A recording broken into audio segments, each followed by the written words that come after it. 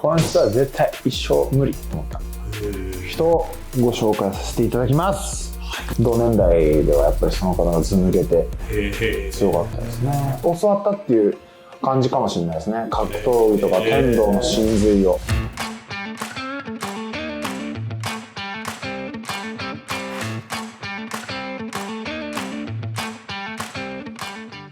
どうも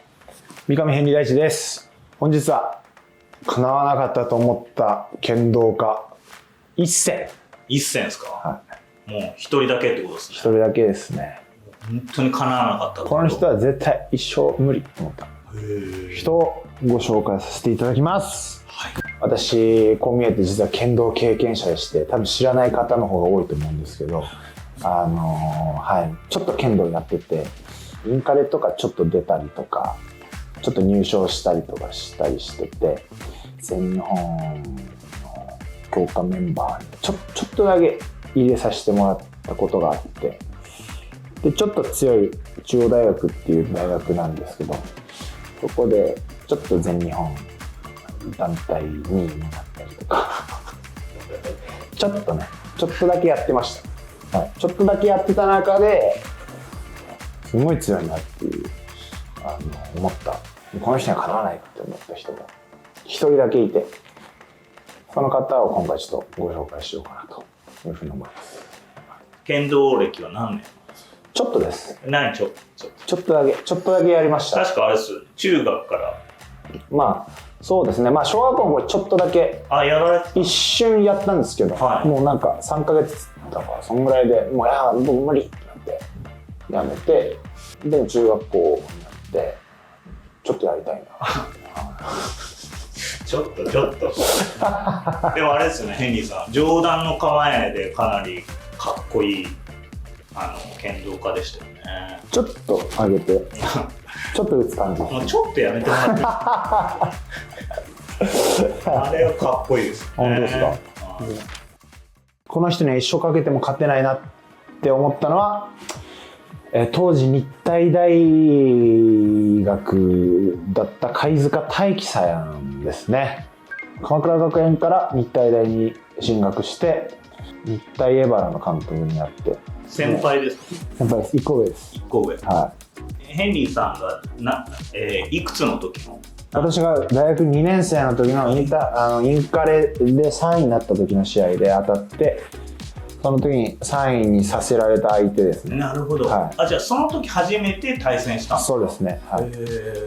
どういうとこがもう絶対かなわないと思いました？なんかその上段に対するその距離感の作り方とか、はい、あと技のタイミングとかもう絶妙で、超強かったですね。なんか他の全日本級の人たちと剣を合わせてもらったことがあったんですけど、はい、やっぱ貝塚さんはちょっと異質だったっていうか、すげえなって思いましたね。全日本のオープン大会っていうのがあって、はい、大学生だけが参加する誰でも出れるよっていう大会なんですよ。そんなにトップどころが出るような大会ではないんですけど、はい、でもまあある程度強い人はこう出てくるっていうような大会で、うまくいったらインカレ8位ベスト8とかベスト4に入るかもっていうような選手はいたりするんですよね。そこに出た時になんかその貝塚さんと同じ鎌倉学園出身の方に私負けたんですよ、はい、私の大学1年生、その方大学4年生だったと思うんですけど、その方も鎌倉学園出身で、鎌倉学園って上段に対して上手なのかなと思って、でも貝塚さんはもう本当にレベチで強いなって思ったんですけど、その人もその人ですごい上手だったんで、だから負けたんですけど、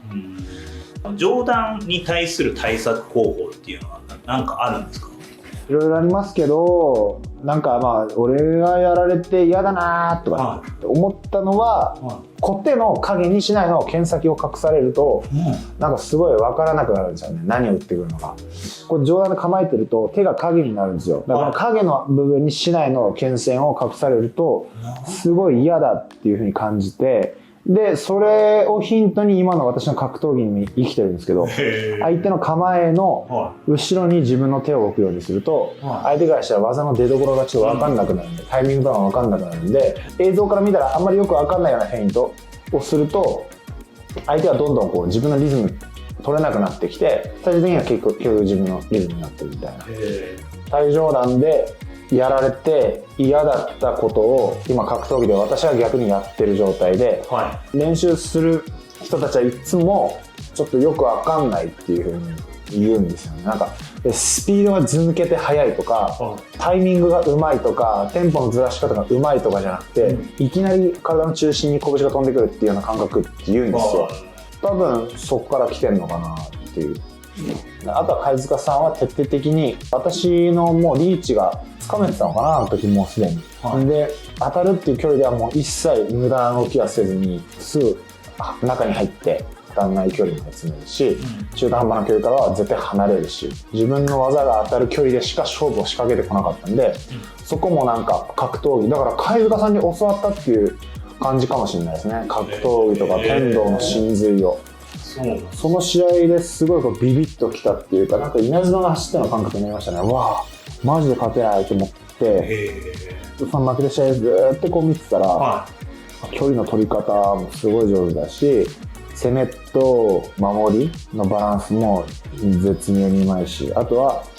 映像からは確認できないけど、それこそ剣先を私の小手の影に隠れるように構えてるんで、いつ来たか分かんないんですよ、技が。だから体の動きを見て私はこう振り下ろすんですけど、体が動いてる時にはもう剣先が動いてたんで、結局相手の小手の方が速くて、それで一本取られておしまいっていう感じなんですけど、それがねすごいなと思って、だから私の格闘技に全部生きてますよ、何試合が。唯一ですよね、じゃあ。唯一ですね。なんか本当全日本クラスの方々と剣を合わせてもらったことがあったんですけど、同年代ではやっぱりその方がず抜けて強かったですね、貝塚さん。あ、そうだ、貝塚さんと松戸で会ったんですよ。松戸で。俺ヘンリーじゃんとかって言われて、あれ貝塚さんってなって、私たち居酒屋に行ってて、居酒屋から出たタイミングで貝塚さんがばったり出てきて、みたいな、道歩いてたんですよ、貝塚さんも。みたいな。でちょっと今度ご飯行きましょうよっていう、あの時の話したり、最上段の話を聞いて、いやこれはこうするんだよっていう剣の技術を聞けば、もしかしたらまた私の格闘技のヒントが隠れてるかもしれない。貝塚さん見てるかな、わかんないけど。貝塚さん見てたらちょっとそうですね。ご連絡欲しいです。多分見てると思うんですけどね、なんかあの時会った時格闘技頑張ってるねみたいなこと言ってくれたんで、LINE も交換したわ。してるんだね。そうじゃあ貝塚さん LINE 来る？いや見てたら来てほしいですね。来てほしいですね。ちょっと聞きたいです。見てなかったら私がしますから。そうですね。それはまあそうですね。礼儀としてね。そうですね。はい、ということでですね、三上ヘンリー第一が叶わないと思った貝塚大輝さんをご紹介させていただきました。ということでですね、また次回の動画楽しみにしていただければなというふうに思いますので、どうも本日もどうもありがとうございました。またね。最後まで見てくださってありがとうございました。チャンネル登録といいねボタンよろしくお願いします。もう剣道やらないですか？練習メニューを見直そうと思ってるんで、ちょっとね剣道取り入れようかなと。剣道復帰しますんで。